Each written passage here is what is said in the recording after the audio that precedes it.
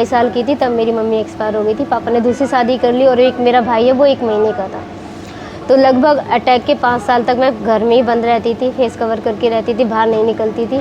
और मेरे चाचा ने मुझे पाल पोस के बड़ा किया। तो एक तरह से मेरी लाइफ बहुत कभी बचपन से अच्छी नहीं मेरी परवरिश हुई और मुझे कभी प्यार कभी सपोर्ट नहीं मिला। बट 2013 में जब मैं आलोक भाई से मिली, मेरी एक दोस्त है वो भी एक एसिड अटैक सर्वाइवर है, तो हम दोनों का ट्रीटमेंट सफदरजंग हॉस्पिटल में चल रहा था। वहाँ से हम दोस्त बने। तब उसने मुझे आलोक भाई के बारे में बताया, तब उन्होंने स्टार्ट ही किया था। तब मैं उनसे मिली, उन्होंने मुझे इतने अच्छे सपोर्ट किया, एक भाई की तरह एक दोस्त की तरह मेरे सर पे हाथ रखा। तो तब से मुझे लगा कि नहीं, लाइफ में आगे बढ़ना ही बहुत कुछ है, एक 4 दीवारी में कुछ नहीं रखा। फैमिली का प्यार यहाँ से। हाँ, तो ये मेरे लिए मैं अपने पैरों पे भी खड़ी हो पाई और मेरी फैमिली जो एक वो है तो दूसरी फैमिली मेरी है। शायद उससे ज़्यादा मैं इस फैमिली को ज़्यादा याद करती हूँ। आप कोई ऐसा मैसेज देना चाहेंगे जो आपने बोला कि घर में बंद रहते हैं, बाहर नहीं आते, तो आप उनको कुछ कहना चाहेंगे इस बारे में? मैं सच बताऊँ, मैंने ये सब चीज़ें सीखी हैं बाहर निकल के। मेरे घर वालों ने, जब मैं यहाँ जुड़ी थी ना, तो सबसे पहला टूर मेरा मुंबई का था। यहाँ पे जुड़ने के बाद वहाँ पे एक एसिड अटैक हुआ था बांद्रा स्टेशन पे, खिड़की राठी के ऊपर एसिड अटैक हुआ था 2013 में। तो हमारी टीम ने सबसे पहले मुंबई गई थी, तो हमने उसके ऊपर काम किया। तब मैं अपने घर से लड़ाई करके गई थी, तो मेरे घर वालों ने मुझसे बात करना बंद कर दिया था।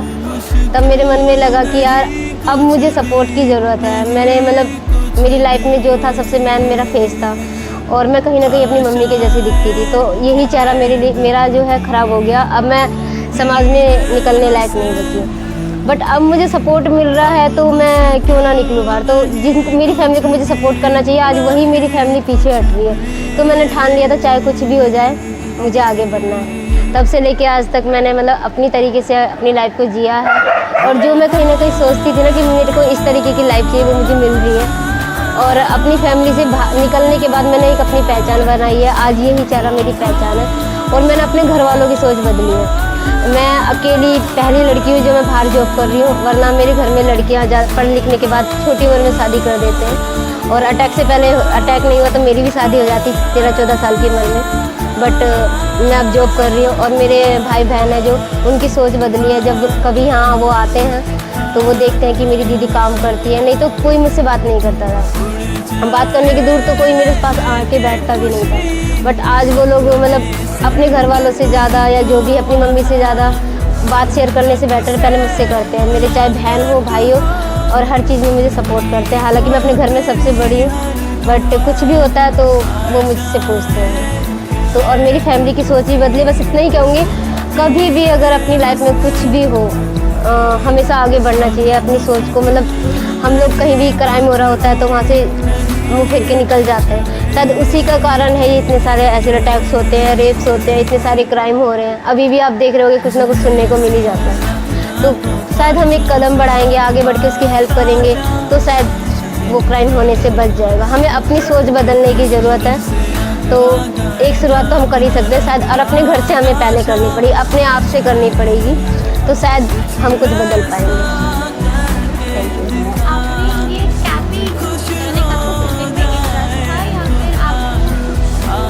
कैफ़े में इंटरेस्ट नहीं था, मैंने नहीं स्टार्ट किया। मैंने बताया जो हमारे फाउंडर हैं आलोक जी, उन्होंने आगरा में 3 सर्वाइवर थी, 2-3 सर्वाइवर आगरा की थी, मैं हरियाणा में रहती थी और मेरी एक दोस्त है रितु, वो भी हरियाणा रोहतक से है। तो हम 5 लड़कियाँ थी। शुरुआत जब हुई थी इस कैंपेन की, तो आगरा में जो 2 सर्वाइवर थी वो मदर एंड डॉटर थी। तो जो उनकी जो मम्मी थी वो बहुत ओल्ड थी और जो लड़की थी वो जब 3 साल की थी तब उनके ऊपर अटैक हुआ था, तो उनको बचपन से ही दिखना बंद हो गया था। तो उन्होंने बोला था कि आलोक भाई से बात करी कि एक छोटा सा दुकान परचूने की हमें खोल के दे दो, हम अपना गुजारा कर लेंगे। तो फिर काफ़ी समय लगा, बातचीत करी पूरी टीम ने। तो उन्होंने सोचा कि हम उनको खोल के देंगे, इससे बढ़िया हमें खुद का एक ऐसा एक प्लेटफॉर्म खड़ा करते हैं जहाँ पे हम एक लड़की को नहीं, काफ़ी सारी लड़कियों को जॉब दे सकते हैं। तो उनके लिए वो जॉब भी होगी कि वो खुद पे निर्भर होगी और अपने पैरों पे डिपेंड होगी चलने के लिए, ताकि उनके परिवार वाले उनके ऊपर उंगली न उठाए कि वो तो जॉब करने जा रही है ना, कोई वैसे तो नहीं जा रही है।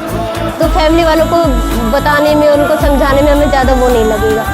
तो फिर आगरा वाले कैफ़े का आइडिया आया और उसका नाम अगर आप देखेंगे तो सीरोज़ हमने लिखा है, C+ हीरोज़, कि लड़कियां भी हीरो हैं, लड़कों से कम नहीं है।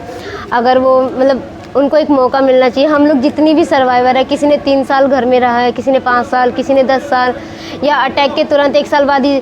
अब तो ये हो गया कि जहाँ भी कहीं ऐसे अटैक्स होते हैं तो तुरंत छाँव फाउंडेशन का नाम आगे आ जाता है। तो कोई भी लड़की न्यूज़ में देखते तुरंत यहाँ पे अपने आप से आ जाती है रीच आउट करने के लिए। और हमारी टीम भी अगर कहीं ऐसे अटैक्स होता है तो वहाँ पे रीच आउट करने के लिए पहुँच जाती है, ट्रीटमेंट उनको अच्छा मिलता है। लेकिन 2013 से पहले के जितने भी केसेस हैं तो उनको ना तो अच्छा ट्रीटमेंट मिल पाया, ना ही पुलिस वालों की हेल्प मिल पाई, ना ही उनके अटैकर्स को सज़ा हो पाई। तो पहले वाले जो केस थे उनके लिए बहुत मुश्किल था ये सब करना, लेकिन आज के समय पे बहुत आसान हो गया है और लड़कियों को सपोर्ट भी मिलता है, उनका ट्रीटमेंट भी बहुत जल्दी हो जाता है। और मेरे कितने सारे दोस्त हैं जिनकी आँखें भी चली गई हैं अच्छे सही समय पे ट्रीटमेंट ना मिलने पर।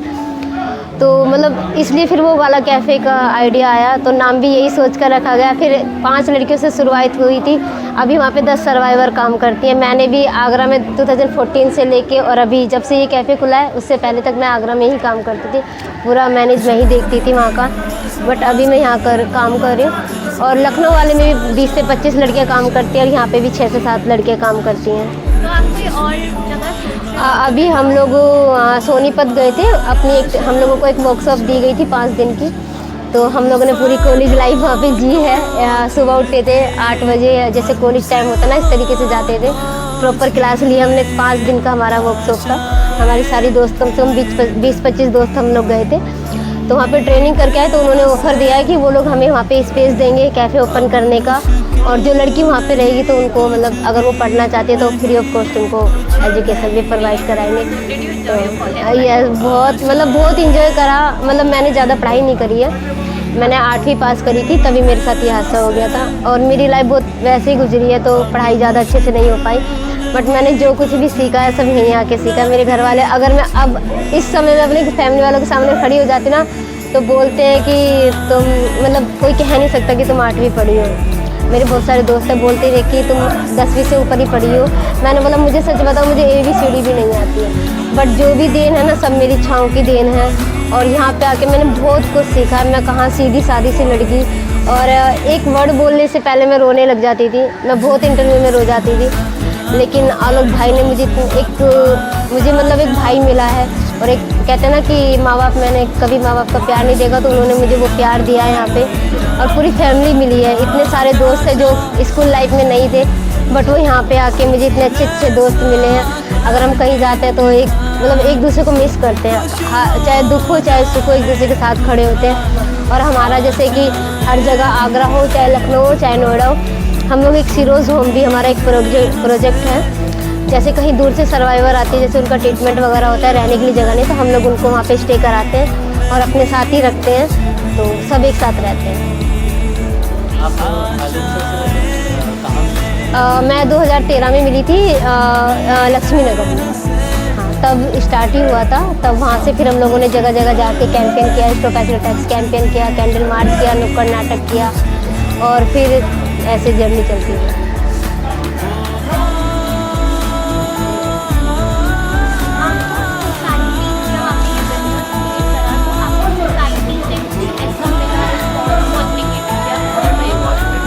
नहीं, नेगेटिव ही मिला था।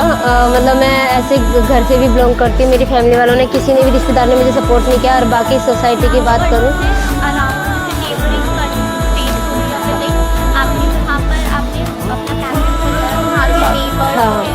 हाँ, मतलब आगरा वाला जब कैफ़े ओपन किया था तो बहुत मुश्किल था। 1 साल उसको रन करने में लग गया, क्योंकि गेस्ट नहीं आते थे, और अगर आ भी जाते थे, जैसे मतलब कपल्स आ गए, तो लड़की का नेचर बहुत ख़राब होता था।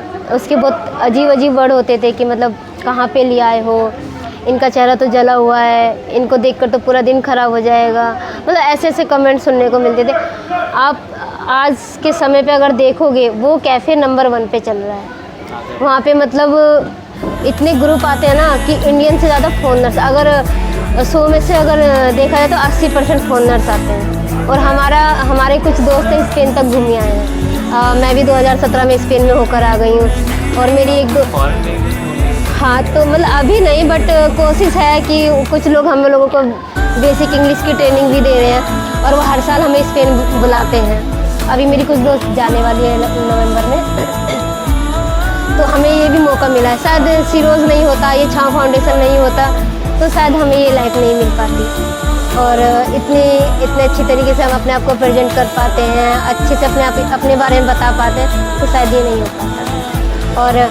और अब जो भी जैसे अभी नोएडा में हम लोग काम करते हैं, तो कुछ लोग मुझे यहाँ तो इतना नेगेटिव नहीं मिला है। यहाँ तो छोटे छोटे बच्चे भी आते इतने अच्छे से स्माइल करते हैं, फ्लैंक किसी देते हैं, तो मतलब लगता है कि हाँ कहीं ना कहीं ये हमारी जो परवरिश है ना उसके ऊपर भी होता है कि हमारे पेरेंट्स हमें किस तरीके की परवरिश दे रहे हैं। तो यहाँ के जो पेरेंट्स हैं वो शायद अपने बच्चों को बहुत अच्छी परवरिश देते हैं। छोटे छोटे बच्चे भी इतने अच्छे से बात करते हैं, स्माइल करते हैं, फ्लैंक किसी देते हैं, तो कहीं ना कहीं उनके पेरेंट्स उनको सिखा रहे होते हैं। तो ये शायद हमें आने वाले समय में हम लोगों को अपने बच्चों को सिखाना चाहिए, तो शायद ये जो क्राइम है सब होने से बच जाए।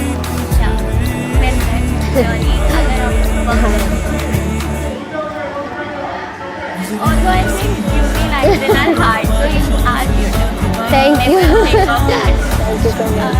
अच्छा, आपकी कोई अदर प्लान्स हैं एज कैफे के अलावा, आप पर्सनली करना चाहते हो, आपका कुछ ड्रीम हो?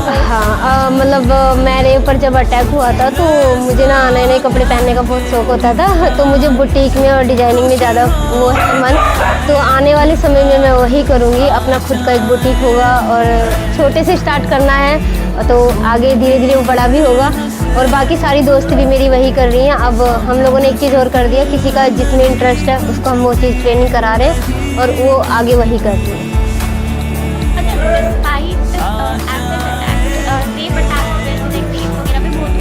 तो वो लड़कियां भी घर में बंद रहती हैं, वो नहीं बोलती, नहीं, तो आप उनको कुछ मैसेज देना चाहिए कि वो घर से बाहर निकले अपने? मेरा सबके लिए ही है, चाहे वो रेप विक्टिम्स हो, चाहे वो एसिड अटैक्स विक्टिम्स हो, चाहे वो नॉर्मल लड़की क्यों ना हो। क्योंकि अभी एग्ज़ाम हुए थे 12th के और 10th के, तो मेरी दो बहनें हैं, दोनों फेल हो गई क्योंकि हरियाणा बोर्ड से उन्होंने वो किया था। तो उनकी क्लास की काफ़ी लड़कियों ने, मतलब हमारे इधर नहर है तो उन्होंने उसमें कूद के जान दे दी, किसी ने फांसी लगा ली। तो उनका मेरे पास फ़ोन आता है कि दीदी ऐसे ऐसे है, मेरी बहुत सारी लड़कियों ने स्कूल में फांसी लगा ली या मर गई फेल होने के चक्कर में। तो मैंने उनको समझाया कि ये हमारी लाइफ है, हमें किस तरीके से जीनी है ये हमारे पर निर्भर करता है। तो एक बार फेल हो गए, दोबारा एग्ज़ाम दो, दोबारा पढ़ो, तीसरी बार पढ़ो, इसमें क्या है, हमारी लाइफ है ना। और ज़रूरी है कि फ़ेल हो गए तो आगे नहीं पढ़ोगे, दोबारा एग्ज़ाम दोगे, दोबारा पढ़ाई करोगे तो आपकी नॉलेज बढ़ेगी, ना कि आप उसमें दोबारा मतलब कम हो जाओगे, आगे ही बढ़ोगे ना। तो अपनी सोच को बदलो। फांसी लगाने से या आत्महत्या करने से उसका समस्या का हल नहीं होता है। तो वो तो चले गए अपनी जान, उन्होंने तो अपनी जान दे दी, लेकिन उनके पेरेंट्स पे क्या बीतती है वो नहीं देखने आते ना। तो हमें अपनी सोच को बदलना है, एक बार नहीं, दो बार नहीं, 10 बार खड़े हो और अपने हक के लिए लड़ो, अपनी लड़ाई खुद लड़ो, अपने सपनों को पूरा करो। कितनी बार हारोगे। हम लोग उस मौत से लड़कर आए हैं, कभी उम्मीद नहीं करी थी कि मेरे अभी 18 ऑपरेशन हो चुके हैं और मैंने 1 महीने तक, क्योंकि मेरे ऊपर जब अटैक हुआ था तो मैं सो रही थी, सोते समय रात को 2:30 बजे मेरे ऊपर अटैक हुआ था, तो मेरी आंखें बंद थी, मुझे दिखना बंद हो गया था। तो मैंने कभी नहीं सोचा था कि मैं दोबारा अपनी लाइफ में खड़ी हो पाऊँगी, क्योंकि मैं 1.5 साल तक बेड पे थी और मेरे चाचा ने बहुत मुझे सपोर्ट किया है, दिन रात मेरी सेवा करी है। शायद उन्हीं की वजह से आज मैं अपने पैरों पे चल पा रही हूँ। मुझे नहीं लगता था कि मैं लाइफ में कभी खड़ी हो भी पाऊँगी या दुनिया देख पाऊँगी। मैंने खुद भी मरने की कई बार कोशिश करी थी, फिर मैंने खुद ही से ही देखा कि जब तक ऊपर वाला नहीं चाहता ना, तो हम कितना भी कोशिश कर ले हम नहीं मर सकते। तो हम क्यों अपनी, जब उसने एक लाइफ दी है, ये लाइफ हमें बार बार तो नहीं मिलेगी, तो इस लाइफ को हमें खुशी खुशी एंजॉय करके आगे बढ़ना है और इस लाइफ को अच्छे से जीना है, चाहे दुख हो चाहे सुख हो, हंसते हंसते आगे बढ़ना है। और अपनी फैमिली को और अपने आप को सपोर्ट करो। हार जीत तो लगी रहती है, उसको खुशी खुशी एक्सेप्ट करना सीखो। हमने भी किया है, हमारे जितने सारे दोस्त हैं, किसी को एक आंख से नहीं दिखता है, किसी को दोनों आंखों से नहीं दिखता है, तो हम एक दूसरे की हिम्मत बनते हैं, एक दूसरे का हौसला बनते हैं कि ठीक है उसकी आंखें नहीं, लेकिन हम उनकी आंखें बनेंगे। उनको कभी भी ज़रूरत पड़ती तो हम उनका सपोर्ट करेंगे, हमें कहीं ज़रूरत पड़ती है तो वो हमारा सपोर्ट करेंगे। तो हम एक दूसरे का सपोर्ट करके आगे बढ़े ना, ऐसे हार मानने से कुछ नहीं होता है। वही है बस, आज शायद इसी वजह से हम लोग